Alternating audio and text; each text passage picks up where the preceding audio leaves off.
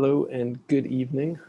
My name is Adam Davis, and on behalf of Oregon Humanities, I want to say welcome to Consider This. And I want to say especially welcome to Masha Gessen, calling in from New York. Masha, it's good to see you. Good to be here. Thank you, Adam. Thanks for joining us. And thanks for all the writing you've been doing and speaking about, I would say, matters of both urgent concern and ongoing concern. And what I hope we can do is jump into really thinking, for starters, about democracy and then lots of related themes.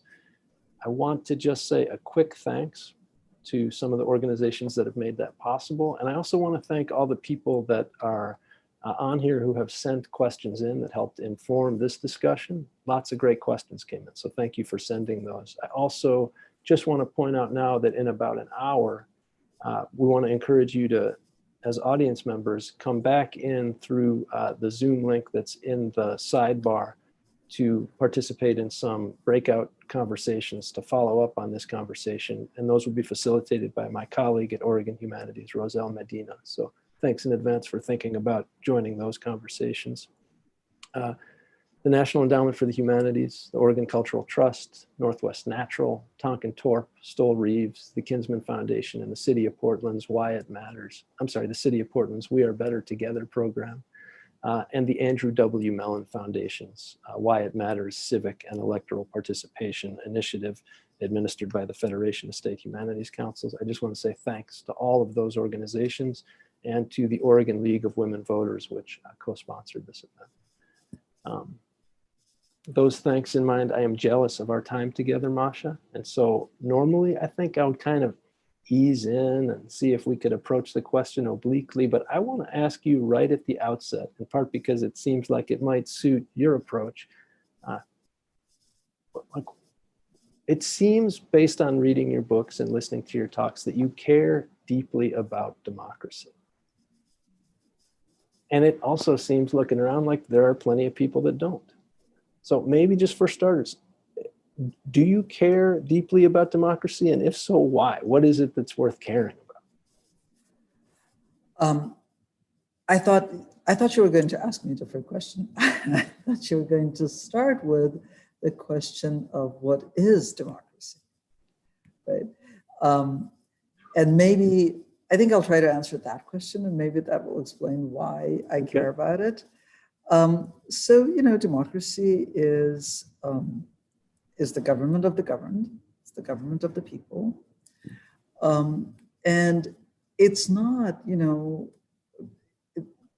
we often use the word democracy, and we're doing this more now. I think I've noticed like a real spike in this just in the last few weeks. And I think this is sort of a prelude to a whole sense of, we're just going back to like the way things were before Trump. So we're once again using the word democracy to mean elections, to a lesser extent institutions. Now, I'm not at all convinced that elections are part of democracy, or that they are even conducive to democracy. I think maybe under certain circumstances in different places, they have helped move us towards something that could be democracy. But democracy is always a dream. It's always an aspiration. And this, I think, gets me to why I care about it, why I have bottomless interest in it. Because it's really, to me, all of politics, right? Politics is the conversation about how we live together in a community, in a city, in a state, on the planet. And that conversation only really works if the people in the conversation have the agency to make decisions and carry them out, right? If we have democracy, or if we're at least moving in the direction of democracy. And democracy is never something that you build and then use or live in. So there's a lot already there. And I guess I want to start by even how you said, well, that's not the question I thought you were going to ask. And then you went to the word itself, democracy. And it seems like often what you do is you help us look again at big words. and in a way tell us that these words are important. Even the word politics, let's say. So maybe I can just ask about that, because I feel like you're not happy with the way the word is used now. And so what do you think politics ought to be or refer to? Oh, that's a great question. Yes, I hate the way people use the word politics. Because, we often hear it used this way, that's just politics. Or let's not make it political. Well, what do you make it if it's not political, right? First of all, if you're having that conversation, it's already political, right? Because it is in some way a question of how we live together. And that's what politics is, right? And to say that something is just politics, which is incredibly common, and I hope that if nothing else, I can make you notice it next time it pops up in an article, which will be tomorrow, right? Unless you're like planning to read the paper before going to bed. You will think it's a way of denigrating some of the most important conversations that we can have, and it refers to transactional, cynical thinking, which is the opposite of politics, to my mind. It's not an honest conversation about how we live together. It's like the other thing. It's what makes it harder for us to have an open conversation. So it's interesting thinking about what you said just before about dream and aspiration that are sort of built into democracy, and then what you're saying about politics in a way that it's become too low a term, or a term that refers to sort of low activity. How do you restore a big word's loftier meaning? Something like politics, or something like, how do you do that? That's a great question. That's a question that we had to contend with in Russia a lot, right? Because part of the experience of living in a totalitarian regime is that, a totalitarian regime is driven by ideology. That's a large part of the definition of totalitarianism. I have to apologize for the sound. I am under the Manhattan Bridge. So we talk a lot about bridging work all the time. So this is great. The sounds of a bridge behind work well. There you go. Yes, I was on the radio the other day, and the host said, do you have a train running through your living room? Not exactly, but very, very close. So the totalitarian regimes use ideology to establish control, right? And ideological language is used in very particular ways, right? It's usually aspirational, big ideological words are used to mean their opposite. So, for example, when autocrats use the word election, they mean a ritual of renewing what passes for a legitimate claim on power. But it's not an election. Right? And as skeptical as I am of elections, that's not an election, right? Or in the Soviet Union, so-called elections used to be called the free expression of citizen will, which is really great because there's nothing free about it. There was no expression because there was only one name on the ballot. Citizens, I'm not even sure that you can call a subject a citizen, right? Somebody who has no agency, no power to interact with the regime, and of course there's no will. Right? So it's like every word in this phrase was used to mean its opposite. Words like democracy, words like freedom, right, were used to mean their opposite. Word like justice. So then, during that transition to post-communism, whatever that was,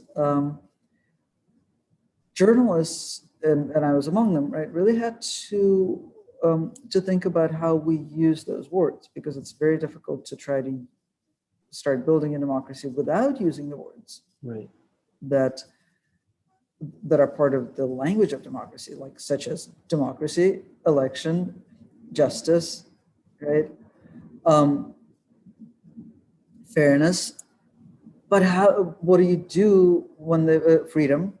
What do you do when they've already been devalued and discredited? Mm-hmm. And I don't know that we have an answer for it, but I think you sort of instinctively what we did is we cut way down on the use of those words. A little bit like the New York Times did with racism and lies during the Trump presidency. That I don't think was the right decision, but you know, the instinct is the same, which is to set a higher barrier Mm-hmm. for the use of a word, like to make it matter, to make the use matter. Yeah. So I think that's one way. And of course, another is, you know, just use language intentionally. And, you know, I'm not obviously claiming that words have inherent meaning and there's like one true meaning and you should only use them in that one definition. That's not at all the line of argument that I'm taking. I'm just saying that to facilitate communication among us, we have to be super careful with language to be able to understand one another. So then, first of all, there was a lot in what you just said that was both helpful and worrying. Maybe helpful because it was worrying. Democracy, I want to go back to that word and see if, I want to go back to it because now, and in what I've read of yours, there's so much that makes me think again about the words, but I wonder if we could come at democracy, not through elections, and not through its literal meaning, but sort of the experience of living in it, as distinct from, say, living in an autocracy. And I don't mean now for the rulers or those holding office, but do you have a sense of what it means for the many, most of us, to live in a democracy as distinct from other regimes, or what it should mean? That's such another, you know, great question. So let me take a stab at it. I've never thought about it quite that way, but it's a wonderful way to ask the question, right? So, what makes living in, say, a totalitarian society or an autocratic society or a society like the United States is now, which is very disconnected, you know, where like the sense of public has been worn threadbare, right? We don't know if we have a public, and if we have many publics, then how do they connect to one another, right? So I think that it's a general, like under totalitarianism, it's extreme fragmentation. You can't function in a totalitarian society unless you make your brain, you know, split itself up into different pieces and act differently, like entirely different people under different circumstances. Now, people who are familiar with this kind of description, which is, I think, most people, might think, wait a second, isn't that how people like react to trauma? And I think that's exactly it. That is how people react to trauma, right? When people are abused, when people are in a situation where they have no control over their lives, when they have no ability to plan for the future, and that's a really important part of totalitarianism, right? Is that you can't plan for your future because the future is always changing. And because what you have and don't have control over is always changing. And also when you are bombarded with, with ideas and messages and language that on the one hand are contradictory, and on the other hand, it can be a matter of life and death to be able to parrot them back correctly. You have to split yourself up into pieces, right? And that's an extremely difficult thing to recover from after. So and this is obviously, I've spent decades thinking about totalitarianism, so you're tapping into a rich vein here. So among scholars of totalitarianism for most of the second half of the 20th century, and I'd say that to the extent that they existed in the 21st century, there have kind of been two strains, right? There's like the line of thought that there are totalitarian societies, and they're really different beasts than your normal Western functional democracies, right? And you can't really understand what it's like to live under totalitarianism unless you've lived under totalitarianism. Mm-hmm. And I think there's a grain of truth to that. And I think that a lot of people who have had the experience of living under totalitarianism are very, for them, it's a matter of sort of identity and the integrity of their worldview to hold on to that idea. Right? And then there's the opposite view, which is that there are elements of totalitarianism in many societies, and we have to be sensitive to them.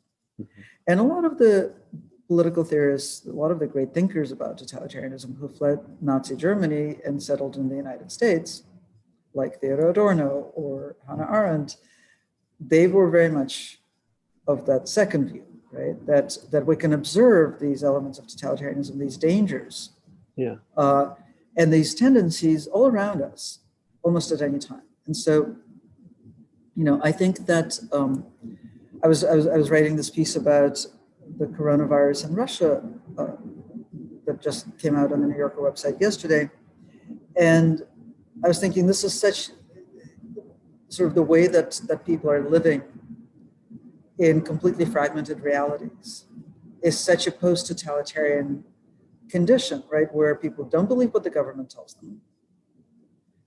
So they perceive, all the anti-pandemic policies as instruments of control.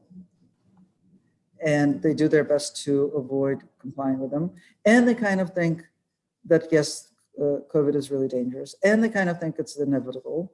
And they kind of think they should protect themselves. And they kind of don't. And it all happens at the same time. And none of that is unfamiliar, right? We're seeing that happen in the States too. Not as clearly, not as blatantly, but I think we should be super sensitive to it, right? So that's a detour. Getting back to your question, I mean, it's not unrelated, right? What is the experience of living in a democracy? I think it's the experience of living in an integrated reality, right? It is also the experience of trust, right? Where you trust, you trust public speech, right? You trust what emerges there in the public sphere. So that's what the government tells you, but it's also what your neighbors tell you, right? It's this experience of multifaceted mutual trust, and it's completely utopian, which is part of the reason that I say democracy is a dream, right? Which is not to say that it's it's an impossible dream, obviously, but it's not a meaningless dream, right? We're either moving in that direction or we're moving away from that. And I think that we have been moving away from that for a while, right? We're moving in the direction of less trust, less sense of agency, less of a sense of an integrated reality. So this is super interesting. Thank you for that. If that was a detour, it was a detour that feels really helpful. This idea of an integrated reality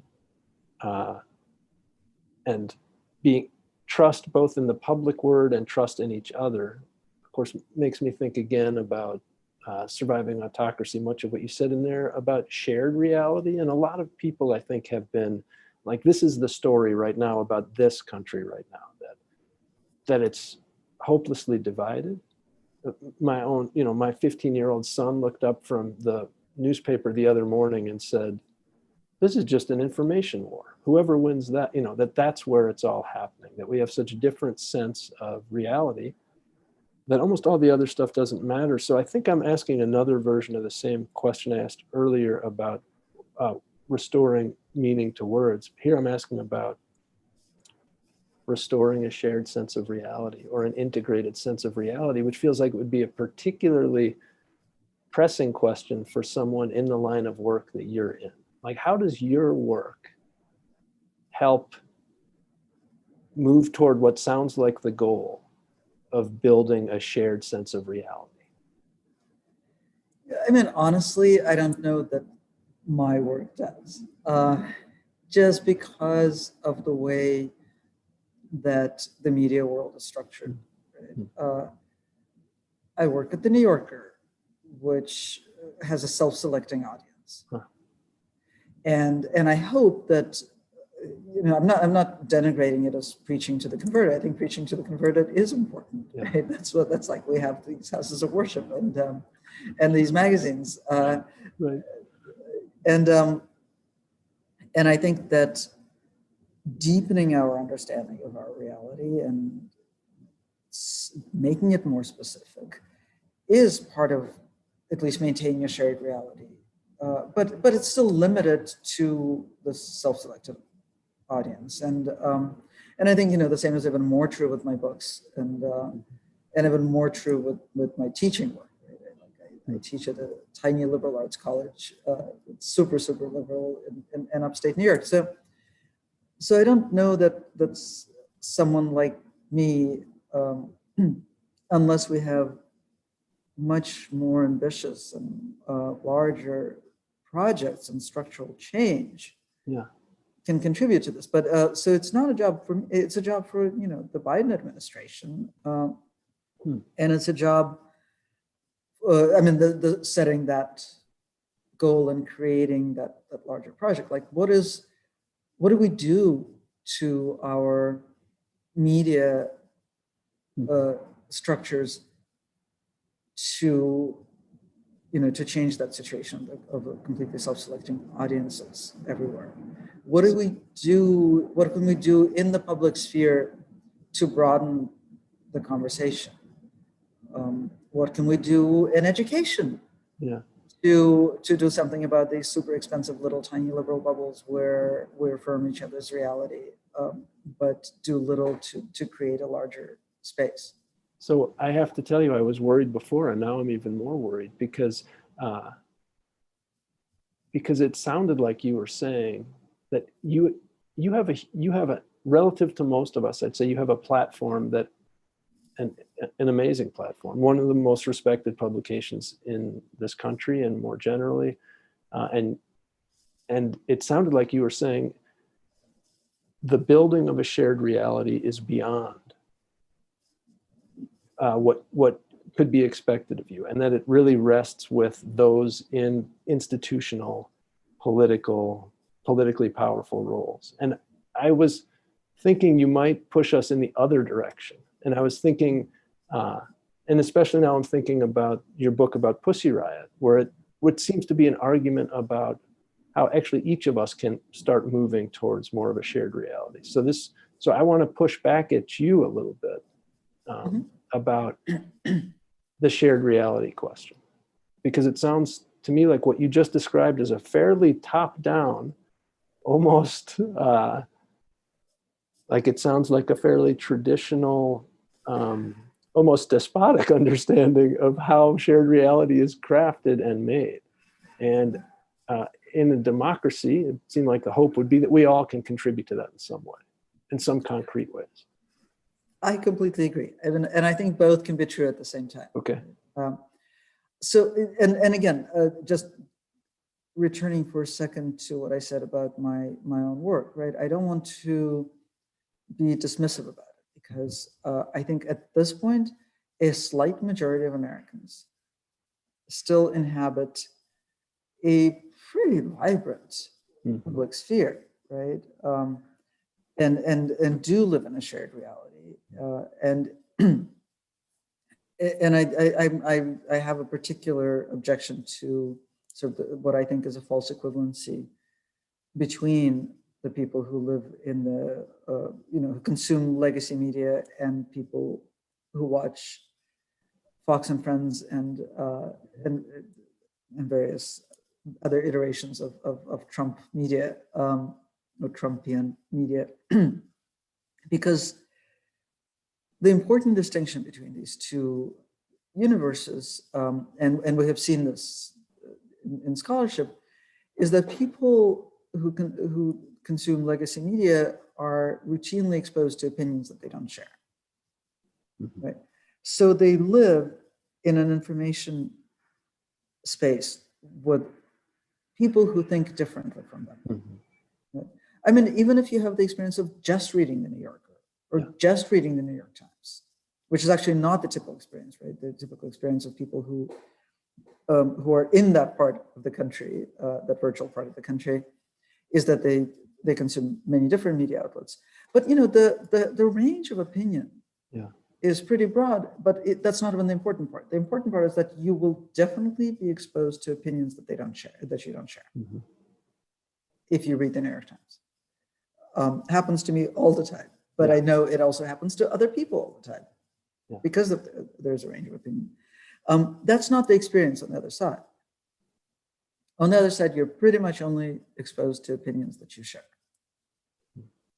And that's a very different way of living in the world. So I think that the work of maintaining this, this space where people are exposed to opinions that they don't share, where they actually learn new information, and may come to see things somewhat differently, that's really, really important work. It's just not enough. Right. And I think, so what I'm saying about the top-down part is that it's, I think we need a national ambition to bring these realities together. The actual work will happen locally, right? You can't do it from Washington. But the project has to exist somewhere up there, at the top. So let's stay in this, which feels very aspirational, which feels appropriate. In Surviving Autocracy, you talk about the reinvention of democracy. And the re is interesting. It makes me want to ask two things. And maybe I'll start with just one for now, because there's probably plenty of detours in just the one. But when you think about sort of the origins of democracy, like where does it come from? And I don't necessarily mean historically. I may mean phenomenologically or something. Where do you go to understand where democracy comes from? Well, I mean, the easy answer is you go to ancient Greece. But if I understand you correctly, you're asking, where does the desire come from, right? Yeah, I mean, what I'm asking, to say reinvention makes me think, okay, it was invented before. Right. How the hell did this thing get invented? How did this dream get invented? And where do you go to understand that initial invention? Right. So, I mean, I think you can, as with any narrative, you can go to many places. And say, right here. Let's start the story here. But let's start the story with the story of this country, which is extraordinary in the history of countries. It's a country founded on a set of abstract ideals, and you can say that a lot of those ideals did not reflect the actual lived conditions of a majority of the population on this continent, and that is absolutely true, right? But let's hold on to this this beautiful part for a second, which is this, let's build a society around a set of ideals that we can discuss and agree on, and then try to pursue together. And words like pursuit are, in that original language, which I think is, beautiful and extraordinary. I think that over the years, and especially in the last few decades, I think we have really come to and if you look even, I did a piece, I guess about a year and a half ago, just looking at a whole bunch of July 4th speeches from the 20th century and the 21st century. And you kind of gradually see that presidents, there's language that seems almost formulaic until you notice that it's disappeared, which is the language about the work of democracy, though, that it's the project is always unfinished, that we're always creating it, we're always working on it. You know, you had Gerald Ford talking about that. You have Obama talking about it a lot less, and you certainly don't hear Donald Trump talking about that. But I think we have come to this place where we think of democracy as like a house the founding fathers built. And we just have to live in this house exactly as they intended us to. Which sounds a lot more like a cult than a democracy, right? And it's crazy, right? Nothing. If we agree, and I suggest that we agree now that I've pronounced it, that democracy is a dream, a project, an ongoing process, then how can we possibly keep circling back to the original intent and you know, the house as it was built? But to get down to some specifics, right? What I meant when I said that that we need to reinvent democracy in order to be able to move into a post-Trump world, I think that we need to look at what made Trump possible, and that's almost the simplest part of the project. Right? It's really looking at it's giving up this idea that he is an anomaly, an alien from outer space or from Russia. He is still, right, even as the gap grows greater and greater and all sorts of records are broken, he is still someone that more than 70 million Americans voted for. So he is not an anomaly. He is not an alien from outer space. And there are many, many things that made a Donald Trump possible, if not preordained, but certainly possible, right? And among them, That's where I was going to go. I was just going to say, it's interesting bouncing back and forth between the dream or the aspiration, which is for good reasons hard to speak clearly about because we have to imagine it. But the critique and the anatomization, or the whatever the word is, the diagnosis of how we got here seems like it can be very clear, and it is very clear. Can you sort of say, like, how do you think we moved from at least 4th of July speeches that were aspirational and talked about the work of democracy, and then the bleeding out not only of the terms but the practice? What's the short story about how that happened here? I think, well, let me just throw a few elements out there because I don't think I can, you know, that's the subject of a huge book that I'm not planning to write. But I think that there's a way in which the way Americans think about government has changed. And I think it was probably accelerated after the end of the Cold War, but you can clearly see that it started before, right? In the late 60s, the sort of idea that government serves a technocratic function, right? That the best the best government is like corporate management. Like, it's highly qualified and hired to do a specific job. And you see that in the way we talk, even, you know, when people bemoan Hillary Clinton's loss and they talk about how she was the most qualified person to be president. And it's not that qualifications don't matter. Of course they do. But really, do we need the president to be the most experienced and qualified person? Probably not, right? That's not the job. The job is to think and to lead and to have moral aspiration and to be able to inspire people. But I remember, you know, thinking about this,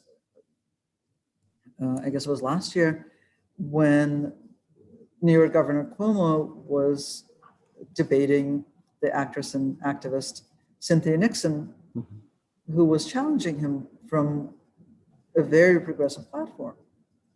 And he kind of destroyed her in the debate by saying, you know, you don't know how to balance the books.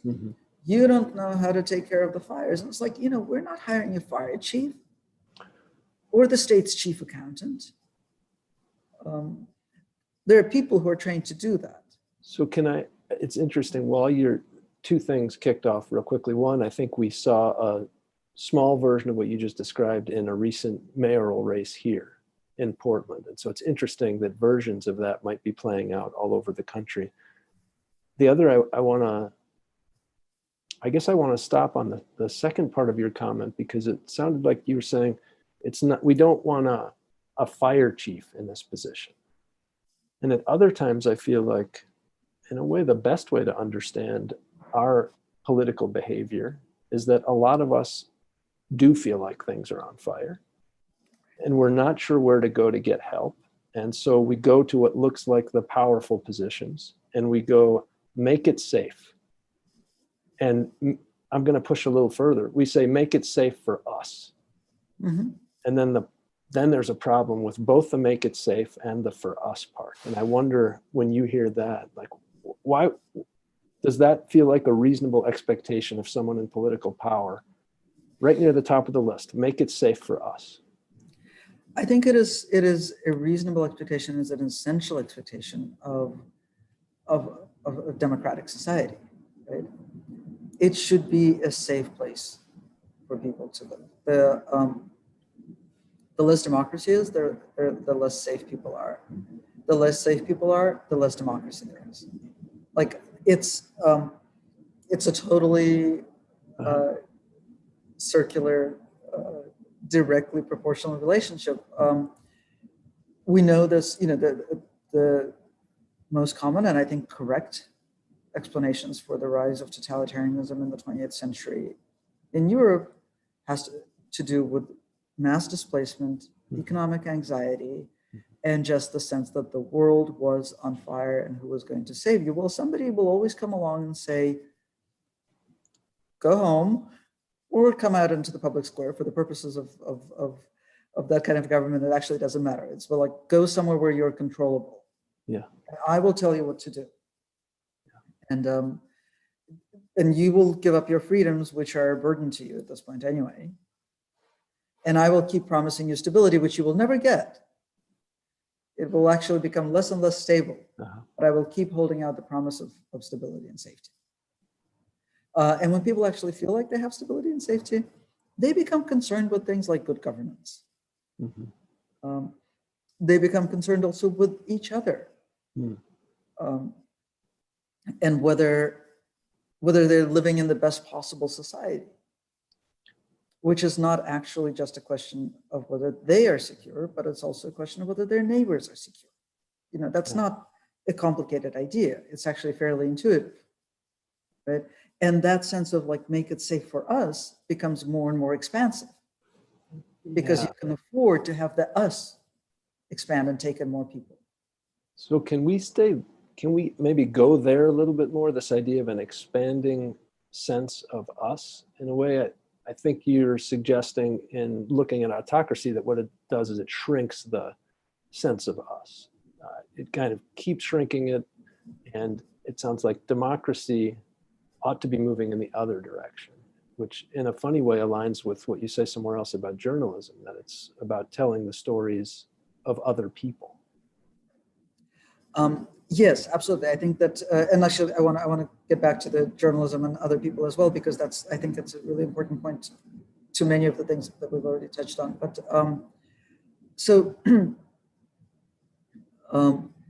I think that, yes, the democratic project is always expansive.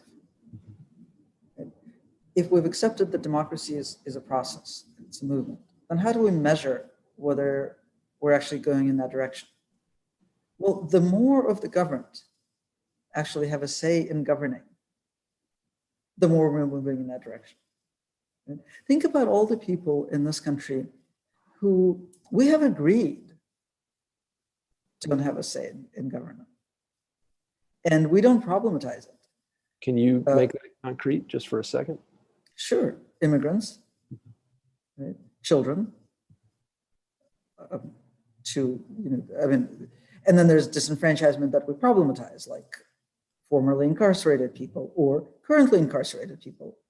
Like, I don't know why they should, why we take it for granted that people who are currently incarcerated have given up their franchise. But, we have people who cross into this country, let's say, not in accordance with the rules that this country has arbitrarily set, or in accordance with those rules. Either way, at that moment of entry, right, in the first time that they're actually being here, they're governed in the extreme. Yeah. Like, they have a more direct experience of being governed than a lot of people in this country do in their entire lives. And they have the least say in that. And that's just an example of that incredible discrepancy that we don't even think about, right? Because we somewhere along the way, we decided that they were going to divide people into those who belong here and those who don't belong here, and then a few people with provisional status, and they're not going to have a say. I don't see the logic in that. And just to prove to you that I'm not completely crazy, in most European countries, actually, people who don't have citizenship vote in local elections. Why? Because they live there, right? They live in the community. The country has said, okay, you don't get to vote on the national or federal level because you're not part of this decision making. You're not part of this nation yet, but you live here. So of course you vote for the school board and the city council. Right? So that's one. We're talking about the expansiveness of democracy, and then we have to ask questions like, how do we get another group of people whom we govern in the extreme, who have more daily contact with the state, especially if they attend public schools, than they will for the rest of their lives, which is children. How do we get them to have a say in the way that they're being governed? And we're not even near asking that question. Right. And then in autocracies, and particularly sort of in countries that run on this energy of being under siege, which is what autocracies tend to be, because the fear and the constant threat and the sort of us against them is always the animating force of autocratic legitimacy. Right. Then you have to have that. You have to have the opposite movement, the sort of a contracting movement. More and more people have to be excluded all the time, and we saw that happening under Trump. Almost, we almost felt it was natural, because that's the kind of country we were on the way to becoming. Right? Yeah. But I want to get back for a second, and then I just keep going on. But you said something very, very important to me, which is that that I mentioned that journalism is stories of other people, right? But it's not just stories of other people. It's not. I think this is the definition of journalism that Jay Rosen has used, and he's this wonderful media scholar at New York University. The journalism is about. It's the news that you feel affects you, but that you didn't see. It's like what's happening elsewhere in your community. I'm totally butchering his definition. It's very elegant, but what I'm trying to say is that it's not just any random other people. It's not like National Geographic is not the news in that sense, right? It's that I feel like I have a connection to what is happening on my street, on my block, in my city, in my state, in my country, on my planet, but I wasn't there to witness it myself. Yeah. And the news is there to tell me what happened because it affects me and I affect it. Right? So I don't want it to be misattributed to say that, it's like the ultimate in journalism is the classic New York Times story about visiting some misinformed family of Trump voters. Right. No, it's about making me connect Yeah. with those Trump voters. Yeah, you use in another place you use the word understanding. I think you're contrasting a couple of understandings of what journalism ought to do, and one is to hold power to account, and one is, without doing away with that, but also to make it more likely that we will understand each other, and especially maybe those we are not inclined to see fully. And make it more likely that we will have politics, right? Mm-hmm. We can't talk to each other if we don't know what's going on with each other. Yeah. So, which sounds to me, this came up, Jamel Bowie was in this program just about a month ago, and somehow we got to John Dewey, and in a funny way, it's clearly I keep thinking about Dewey, which is nothing I should admit in public, although he's very good at getting us to think about it public. I'm okay with Dewey. You're okay with Dewey? Yeah. Okay. Thank you. That puts us in a very small group, maybe. I do want to stay with this idea of, I think I'm still thinking about the kind of dreamy project of democracy. And you talk about some people in political office now who are trying to either reinvent it or invent new terms for it. And you kind of move from, you say dignity rather than power, equality rather than wealth, solidarity rather than competition. And that's what politics could be about. So I want to ask, like, how does that sound, hearing those words back to you now? How does that sound? How dreamy does that sound? And dreamy in like a useful way, or a kind of quixotic, this is Mambrino's helmet kind of way? Sounds pretty great to me. I'm glad you picked up on those oppositions. You know, I think that a couple of things. One is that, and this is almost sort of a commonplace, right? That times of crisis are always times of opportunity. And I think that one of the reasons that we really need to hold the Biden administration extremely to account is that this is such a time of opportunity, right? And that's one argument against sort of healing in the American way of sweeping things under the rug and moving on because we're one nation and we're and we will stay the hand of vengeance. It's not vengeance that I'm concerned with. It's that we have been so shaken, and such a wound has opened up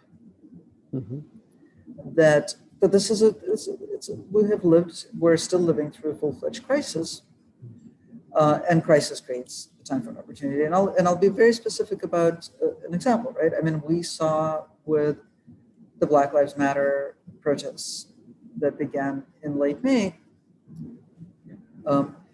how political opportunity works. It works by creating the possibility of things that were completely unimaginable or imagined by only a very marginal small group of people, by making them possible, or making ideas the subject of mainstream legitimate debate. Defunding the police is something we're still arguing about whether it means actually defund the police or change the police or move some of the funds around. We're talking about it. Yeah. 6 months ago, not only were we not talking about it, but if you said it, it would sound crazy, right? Now this reaction, that sounds crazy, is a marginal reaction. It actually marks the person who expresses that reaction as belonging to a fairly small political camp, right? Like this is actually the subject of legitimate debate. And we're seeing political responses to it now on institutional levels in a number of jurisdictions around the country. Probably insufficient, probably, some of them have baked and whatever, but this is how political opportunity works, is that something that was just a weird idea that a small group of people were talking about a few months ago, in a time of crisis brought about by shocking tragedy that the whole country witnesses, and the desperate desire to act together after months of isolation creates this thing. What was I going to say? I mean, I think we also saw the same thing with the coronavirus, right? There are a couple of ideas that became completely mainstream in a matter of a couple of weeks, right?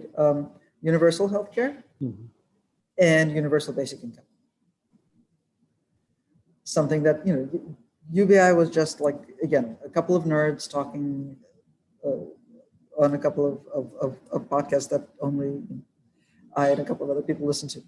And let me say one other thing about the oppositions that you cited. So, you know, I said solidarity rather than competition. Think about what has happened to the idea of meritocracy just in the last year or two. I mean, we used to think that meritocracy was a naturally great idea. Right? That when I came here as a very young immigrant, right, I learned to think in meritocratic terms. This is part of what this country taught me in explicit and implicit unconscious ways, right? That this is how things work. And now, you know, it's not weird to use the word meritocracy as though it were by definition something highly problematic. So can I do this? Your mention of Black Lives Matter made me think about different forms of agency. You were talking about opportunities, but it in a way, it felt like obviously a kind of horrifying opportunity, but a real opportunity. And made me think also about, again, words will break cement. And I guess I'm thinking about protest as, in some way, like one, you said elections maybe not maybe not a core or even meaningful part of democracy. And I wonder about protest. Is protest a core or meaningful part of democracy? And maybe I'd go even further and ask, like, is protest distinguishable from democracy? Right.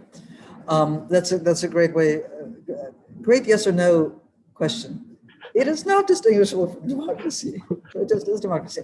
I mean, I want to be clear about elections, right? I think that elections have certainly played a hugely important role in a lot of societies that we think of as democratic. Right? I just am cautioning against thinking that elections are democracy. And some ancient Athenians actually argued against elections because you know what they said would happen with elections, like only aristocrats and the rich would get elected, and you know the charismatics would get elected, and regular people wouldn't. And so there's this idea that you can actually select select people for governing posts through sortition, which is the way that we select jurors. There's nothing. It's certainly not a less democratic solution, right? And so, at least let's not think about elections as the sine qua non of democracy. Protest probably is a sine qua non of democracy, right? And I actually think I've talked about this in other places. So apologies if I'm repeating myself, but you know, when school children learn the history of this country, they learn the history of protest. This is not noticeable to Americans, but it's super noticeable to an immigrant. It's like, oh, wow. So you're like, you don't just learn about one revolution, which you do in a totalitarian society. You learn about one revolution as the only legitimate protest that ever happened. But you learn about the Tea Party. You learn about the American Revolution. You learn about the Civil Rights Movement. You actually learn a lot of American history. You learn about the suffragist movement. You learn about a lot of American history through the history of American protest. And I think we should remember that. And every time we see large-scale protest break out in this country, we should know that we're seeing an inflection point in history. Yeah. And that makes me think again about the place that I'm in right now. We're in Portland, you know, 100 some consecutive nights of not just the protests that were covered on the news, but protests all over the place. More protests than the news wanted to cover, and the news, for the most part, only covered where the conflict was hottest. But it was happening all over in many different forms.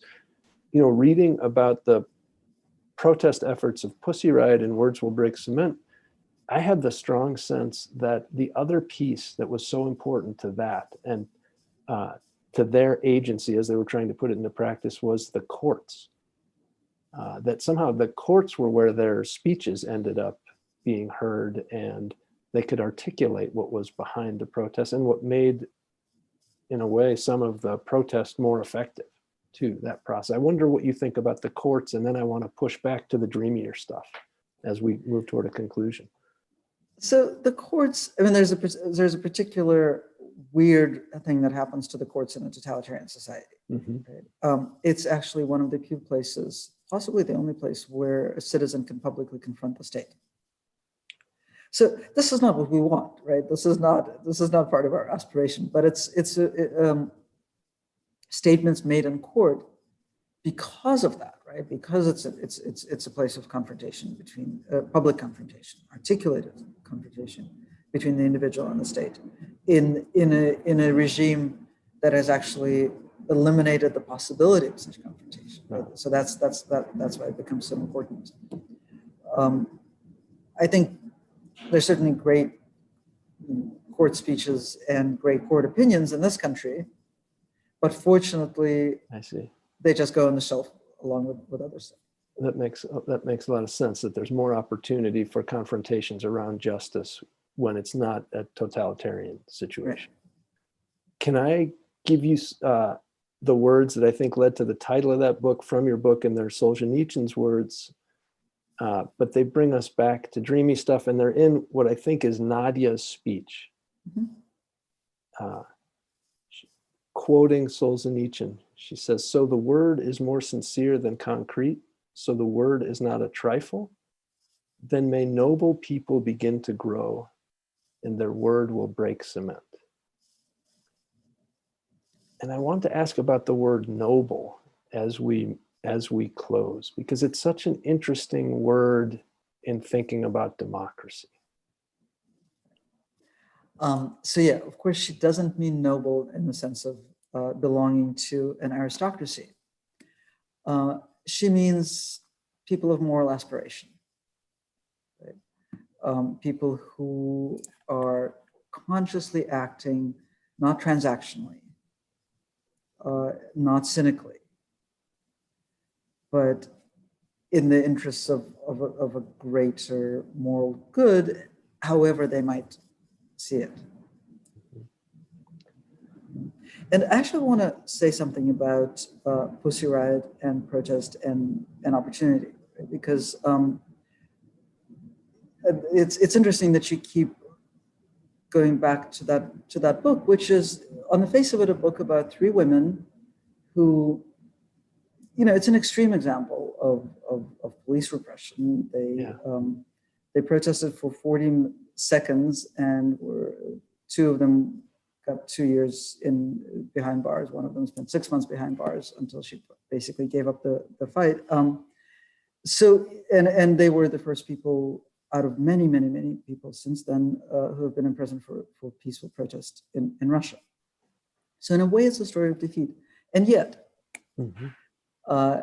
The other day when I was writing a story about COVID in Russia, I relied heavily on an investigation conducted by this media outlet called Media Zone, which Nadia and Masha, when they were released from prison, they used all the money that had been raised around the world and that they were able to raise then when they were like celebrities who had spent 2 years in prison. They used all that money to start a media outlet. Hmm. And they no longer have much to do with it. But it's this amazing outlet. I would say it's the only remaining independent outlet that exists in Russia proper, that it's not edited abroad, right? And it is, the opportunity for it was created by this tiny protest that drew such a disproportionate reaction. So you also never know, as long as you're acting politically, you never know how nonlinear the consequences of action will be. Yeah, it's interesting to think, your point about my going back to words will break cement, I think it's a way of trying to go back to that question of what does democracy mean for most of us? What does it mean to live in democracy? What does it mean to have a sense of agency, not for those in positions of power, institutional power, but the way most of us find ourselves. And that book felt like a story about that effort in the face of many obstacles. And it feels like it resonates even more because of the Black Lives Matter movement, because of other protest efforts. I think what the other piece there, and the piece that maybe I want to ask you about just as we close, is around aspiration and how, I think I'm going back to the very beginning, how to build space for more aspiration in our public lives. So I'm glad you're asking that question. But first of all, I want to say it's not the other piece, it's the same piece, right? Because really it's a story about not just people who are trying to take agency, but people who, against such extreme odds, and this is really what made me write the book, right? Is I wanted to figure out how they came to be who they were. They just kind of decided that they were going to act as though they lived in the kind of society that they want to live in, Mm-hmm. right? Which is sort of the core of aspiration. Yeah. You have to come up with this vision, and then you have to will it into existence, or to pretend it into existence, to act it into existence, yeah. Which is very much what they did. So how do we do that? I think that one of the ways we do that is, we need to sort of reinvigorate aspirational language in our politics, but we also need to just reinvigorate political conversation. And I think, weirdly, it's possible that the pandemic might create the opportunity for that, because the pandemic is certainly a crisis of political conversation. I've been, one of the best people writing about the pandemic is the sociologist Zeynep Tufekci. But one of the things that she keeps saying is that the government and health authorities are not talking to people like adults. Mm-hmm. Like they keep saying, imposing random rules and arbitrary. I live in New York City, where the schools just closed 2 weeks ago. Now they're going to reopen because the guidelines have been changed completely. But meanwhile, the schools closed, but there's indoor dining everywhere. Mm-hmm. And we know perfectly well that there shouldn't be indoor dining, mm-hmm. Especially when cases are spiking. But these rules are arbitrary, and they're not being discussed because we're not a part of this decision-making process, because we're not having a political conversation about it. We're not behaving as though this were a country of adult, or maybe not just adult. I think my 8-year-old is actually also perfectly capable of having this conversation. Reasonable people who can discuss and act together to keep one another safe. Mm-hmm.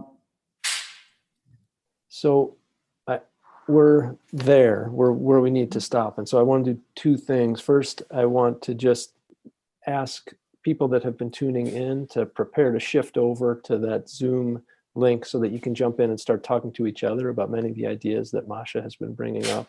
I also want to say, going forward, we have a number of other Consider This programs scheduled, including with Emma Green, who writes really well about religion and democracy. And that's our next one, the day before Inauguration Day on January 19th.